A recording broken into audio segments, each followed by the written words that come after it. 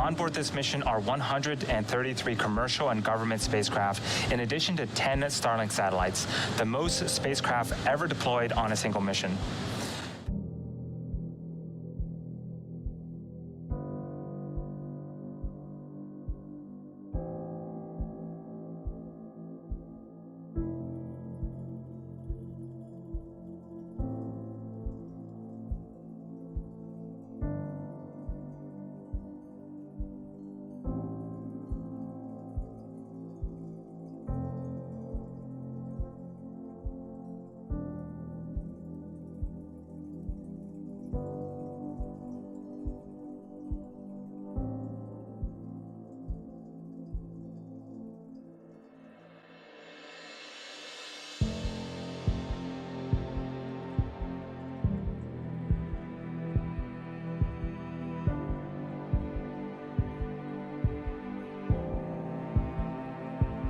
To both the rocket and the satellite. It will retract away from the rocket slightly at around the T-minus 4.5 minute mark, providing clearance for Falcon 9 to lift off.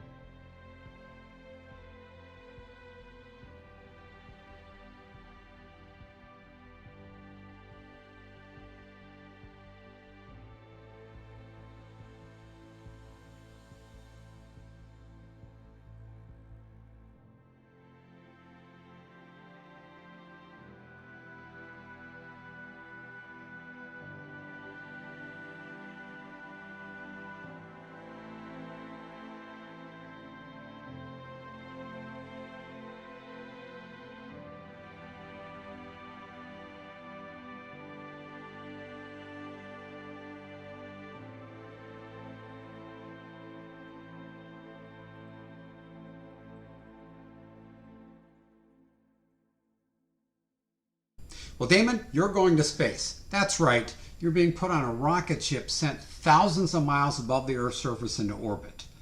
I can't think of a better or more fitting tribute to someone who's had a lifelong interest in space as you have. Frankly, I wish you weren't going. That means you'd be here with us.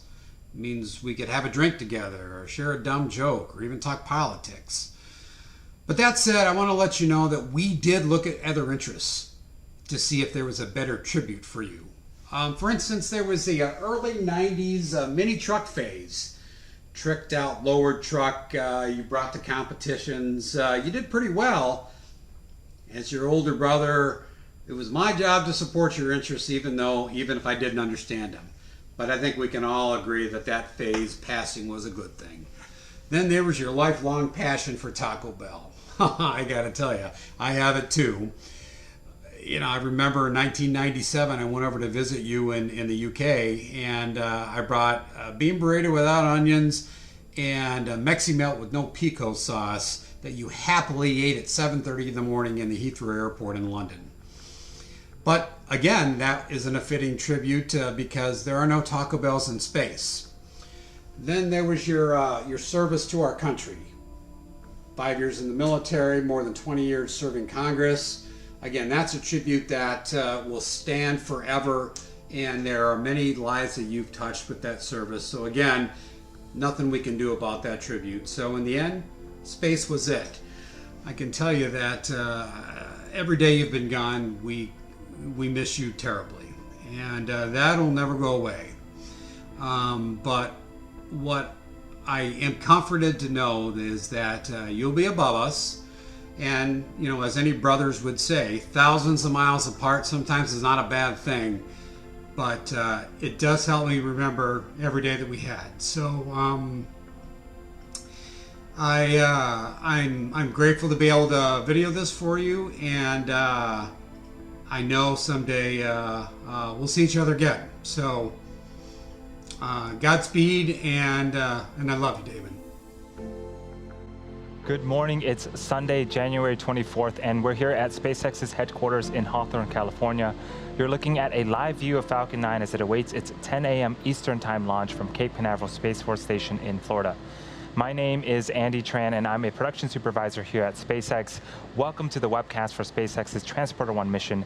It's our first dedicated smallsat rideshare program launch and third launch of 2021. If you joined us yesterday, you know we scrubbed for weather, specifically for the surface electricity field rule. Today's weather has also been a bit challenging, but we're currently looking good for our T0 liftoff time. On board this mission are 133 commercial and government spacecraft, in addition to 10 Starlink satellites, the most spacecraft ever deployed on a single mission. This count includes CubeSats, microsats, and 2 orbital transfer vehicles, sometimes called space tugs, which will deploy their spacecraft after separating from Falcon 9. You're looking at a live view of Falcon 9, our 70-meter, 2-stage liquid fueled launch vehicle. Today's mission is the 5th flight for this particular booster. Its first 4 flights were all in 2020, which included our Crew Dragon Demo 2 mission for NASA in May, the Anasis 2 mission in July, a Starlink mission in October, and most recently, CRS-21 in December. You can tell by the re-entry soot at the bottom of the vehicle that this booster has flown before. That bottom 2/3 of the vehicle is the first stage. Its objective is to accelerate the vehicle through the Earth's atmosphere into space and then separate from the rest of the rocket. From there, it will make its way back to Earth and target a landing on a recovery vessel. Of course, I still love you. There she is on screen. On top of the first stage is the black carbon fiber inner stage. This composite material houses the larger nozzle of the second stage engine. And then on top of the inner stage is the Falcon 9 second stage, which will take the payload to its eventual destination in orbit. After the first stage separates about 2.5 minutes into flight, the second stage will then carry the 143 spacecraft to orbit. In order to get to the intended orbit today, we'll need to light our second stage twice before deploying all of our payloads. And at the top of the rocket, you'll notice a large nose cone. This is called the fairing. It's a composite structure and protects the rocket from the forces of ascent and also houses our payloads. Once the vehicle is outside of the Earth's atmosphere, the fairing separates to expose the satellites to space. For today's mission, both fairings halves are brand new, and our recovery vessel, Miss Chief, will be attempting to recover the fairing halves from the water following landing.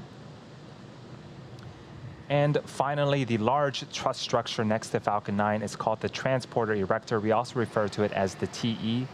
Its job is to roll Falcon 9 out to the launch pad, raise it to a vertical launch position, and also route power, fluids, and communication to the rocket and satellite. It will retract away from the rocket slightly around the T-minus 4.5 minute mark, providing clearance for Falcon 9 to lift off. Weather is still tracking to be green for a T0 liftoff. Falcon 9 has been loading propellants since the T-minus 35-minute mark. The vehicle uses a refined form of kerosene called RP1 for its fuel and super chilled liquid oxygen, or LOX, as its oxidizer. Currently, RP1 is fully loaded on the second stage and nearly fully loaded on the first stage. Liquid oxygen is currently loading and currently underway on both stages. As for helium, it began loading before the webcast went live and will continue to top off until about a minute and a half before launch.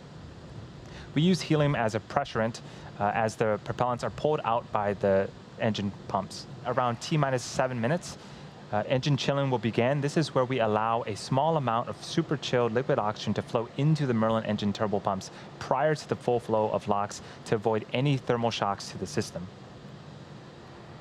Checkouts of the second stage thrust vector control actuators will also be underway. This is known as the engine wiggle test. We move the thrust chamber slightly to make sure that the guidance hardware is a go for flight. The first stage actually does the same test, but it happens just seconds before ignition.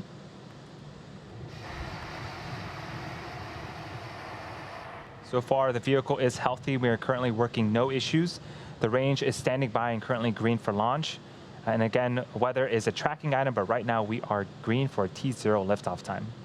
In about 2 minutes, the transport erector will start to retract away and enter its pre-launch position about 2 degrees from the rocket. At liftoff, hydraulics will move it to a position about 45 degrees away from the rocket. Again, around the T-minus 4.5 minute mark, you will hear some hiss and pop, and that's pressure venting from the rocket and the plumbing of the transporter erector. The payload inside the fairing halves continue to be healthy. The Falcon 9 team is tracking no issues on the rocket.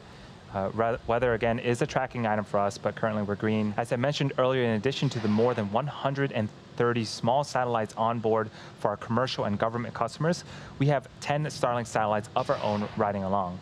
And as many of you may know, Starlink is a constellation of satellites that can provide high-speed, low-latency internet all over the globe, particularly in remote or rural areas where connectivity is limited or completely unavailable.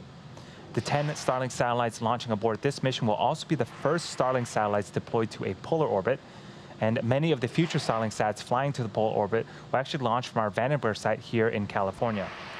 In about 30 seconds, around the T-minus 2 minute mark, we should finish liquid oxygen loading, and that will wrap up the final propellant loading for Falcon 9.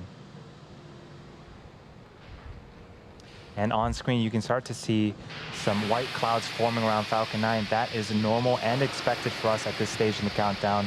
That is liquid oxygen condensing as it meets the warmer ambient temperatures of the Florida air.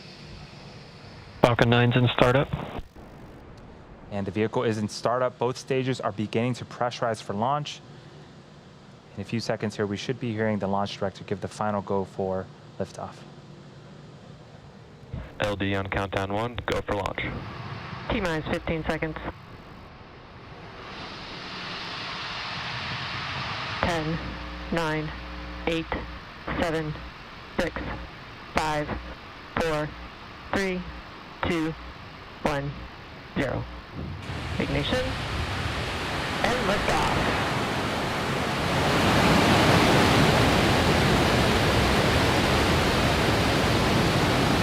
Pitching downrange.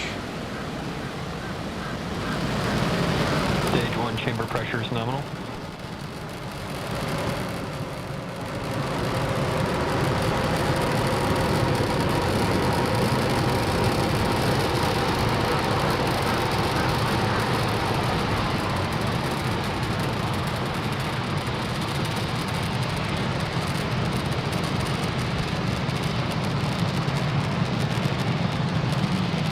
We are T-plus 43 seconds into flight. Falcon 9 has cleared the tower and is currently throttling down to prepare for max Q at around the T-plus 1 minute and 12 second mark. Max Q is where the vehicle will experience the highest amount of aerodynamic pressures. Falcon 9 is supersonic.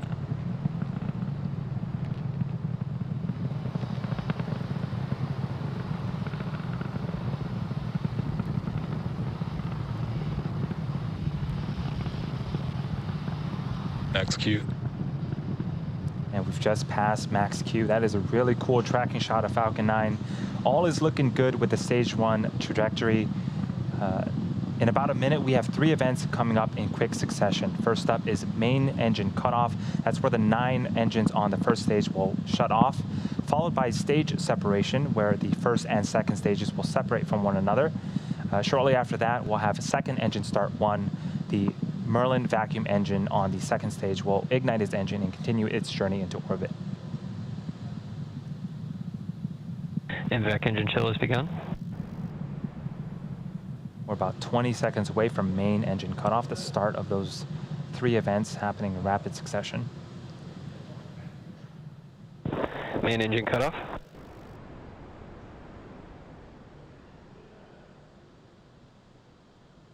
Stage separation confirmed.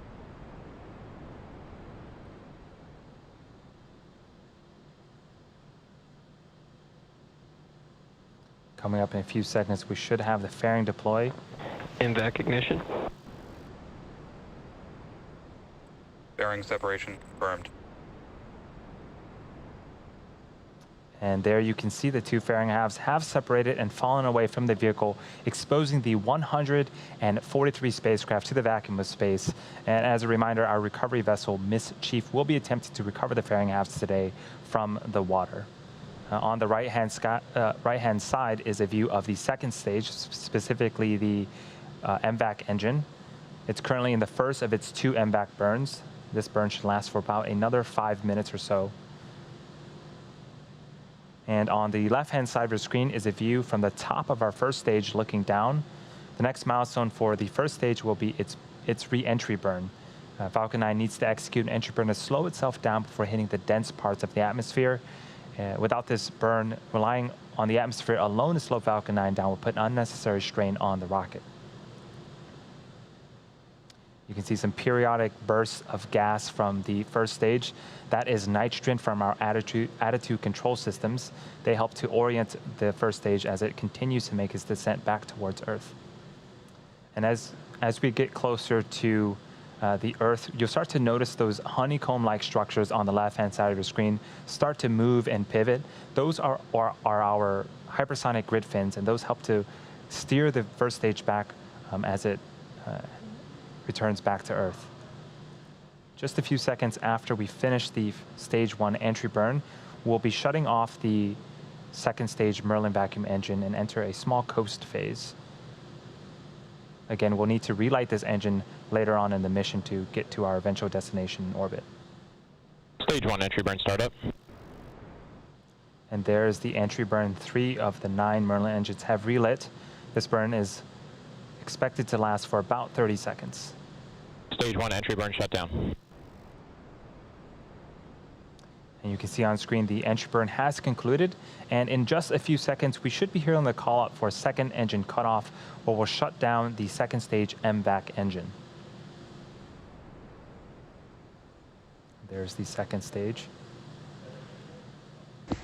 Also signal stage 1, Cape expected. Now, as I mentioned earlier, we are going to be attempting to recover the booster for a 5th time. Nominal parking orbit insertion. On our drone ship, Of Course I Still Love You. The first stage has 1 more burn left, the landing burn, and it begins just before we touch down and provides the booster with a soft descent before we land. That should be starting up anytime now.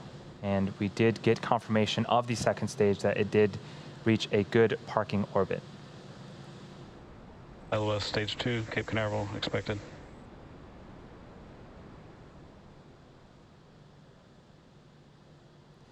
And Falcon 9 returns safely once again. That is the 5th time for this particular booster and the 73rd recovery of an orbital class rocket.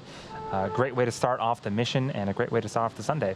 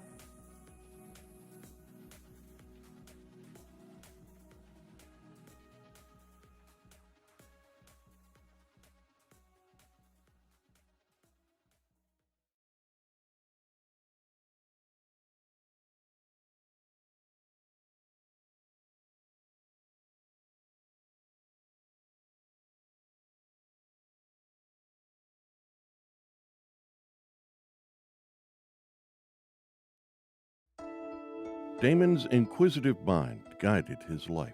It was tempered by integrity and spiced by a wit that made it fun to accompany him along the way. From Tulare High School in California to the College of the Sequoias to the U.S. Air Force, he chased life with fervor. Damon was especially proud to become an Eagle Scout. I remember 30 years ago when he snagged a photo of the space shuttle that was hung over my office desk. That picture still hangs in their home today. That photo may have been the spark that ignited his fascination in astronomy. He loved his job as an Air Force tanker boom operator and the people he served with. He proved that when he left the Air Force and married his crew member, Dana, the love of his life. His Air Medal and other decorations were proof he did his job well.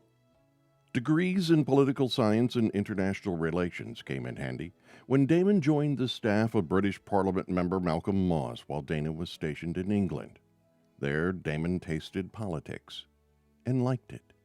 His political thirst took him to Capitol Hill, where he relished his jobs operating behind the scenes. Politico magazine put him on their list of power players inside the Beltway. Damon's passion to help others was evident too, helping interns find jobs in D.C. A throng of congressional staffers had careers launched by a phone call or recommendation from Damon. He worked his way up to become staff director of the House Intelligence Committee. His work there still pops up in ongoing investigations. It's the largest living thing on Earth. Damon loved watching the stars, studying the galaxies, and said no matter the cost, he wanted to be one of the first civilians to make a commercial trip into space. But his work here on Earth did not go unnoticed. He was posthumously awarded the second highest medal given to those in the U.S. intelligence community. Congress named the 2019 intelligence authorization bills after him. The House Intelligence Committee meeting room in the Capitol building was given his name. He would be especially proud that a scholarship fund was created in his honor to help graduates of his high school attend his alma mater. Damon's adventures took him all over the world. He and Dana planned to visit every continent and almost did it. Whether in Australia or at home, they visited observatories and planetariums to look at the heavens. Damon beamed when Dana smiled as she did enjoying his birthday present, a chance to drive a race car on the track at Talladega. He scuba dived, looking at the beautiful underwater world, but his lust to expand his knowledge about things like space rovers and interplanetary exploration was never satisfied. So Damon is likely grinning now as he travels to the place that fascinated him. On screen right now is a view of the second stage MVAC engine. We are waiting to relight that engine for the second and final burn. This burn will be a quick one, lasting only 2 seconds.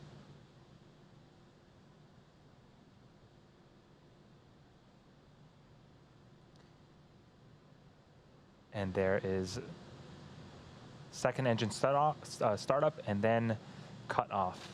Nominal payload orbit insertion.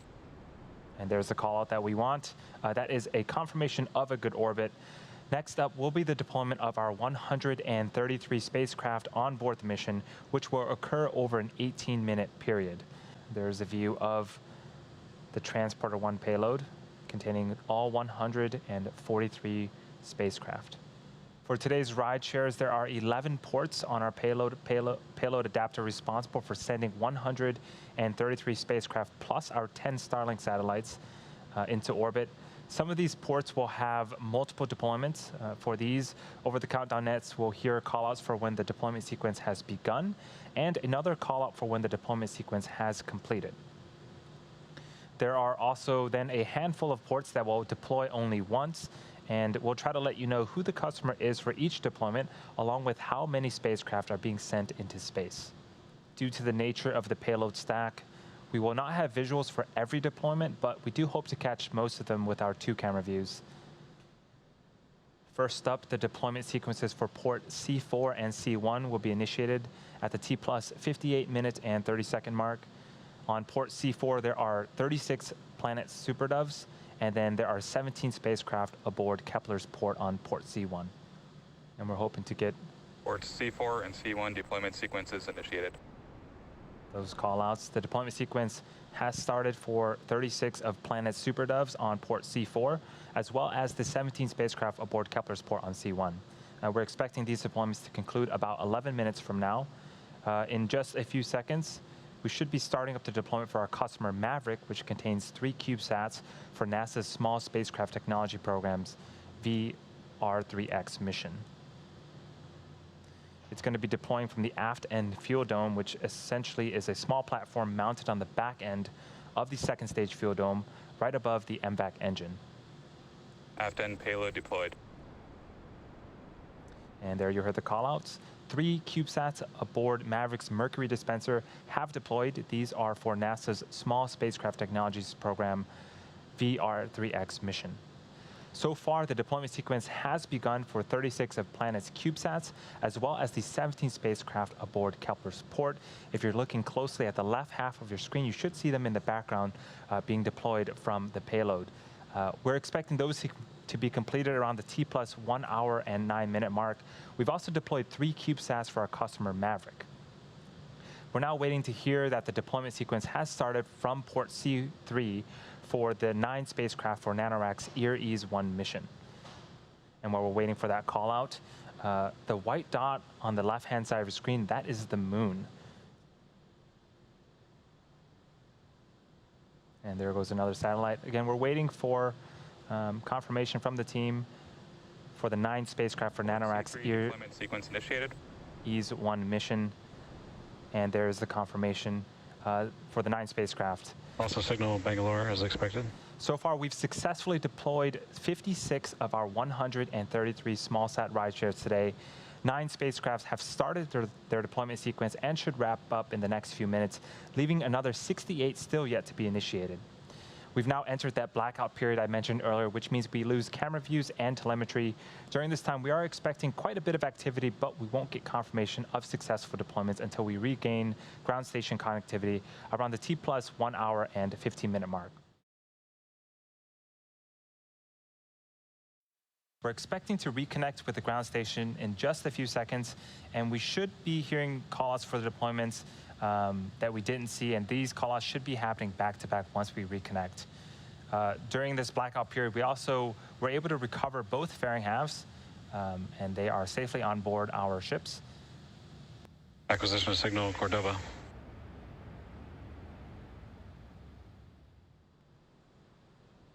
Deployments confirmed on ports C3, B3, C5, B1, and C6. Port B2 deployment sequence initiated and confirmed.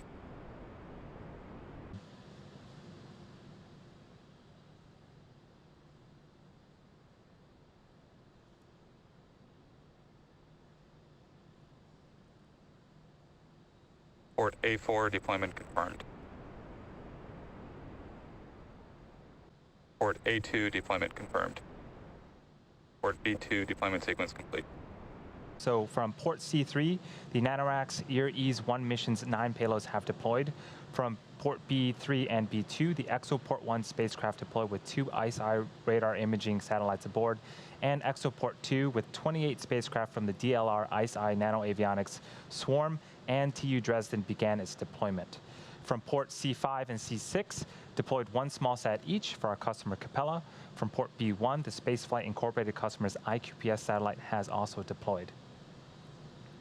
And from port A4, Spaceflight Incorporated's Sherpa FX-1 spacecraft has deployed with its 13 spacecraft on board. From port B2, the final small sats for EXO launch have now deployed, making for a total of 30 on today's mission. And from port A2, D-Orbit's Pulse mission with its 20 spacecraft on board has also deployed. And that will conclude the rideshare portion of the mission. With these deployments behind us, we are now going to enter another short coast phase before deploying our 10 Starlink satellites. It's going to be the first set of Starlink satellites deployed to a polar orbit, and that should be happening in about 30 seconds. And there's a view of the second stage. That right there is a view of the Starlink satellites to the right-hand side. It looks like we lost a signal on the second stage. Hopefully we can get that back. Partial data back from New Hampshire.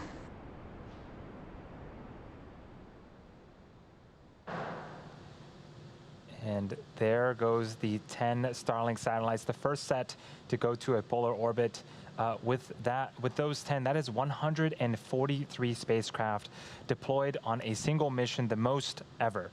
Thank you to all of our viewers for your continued support, and have a wonderful rest of the day.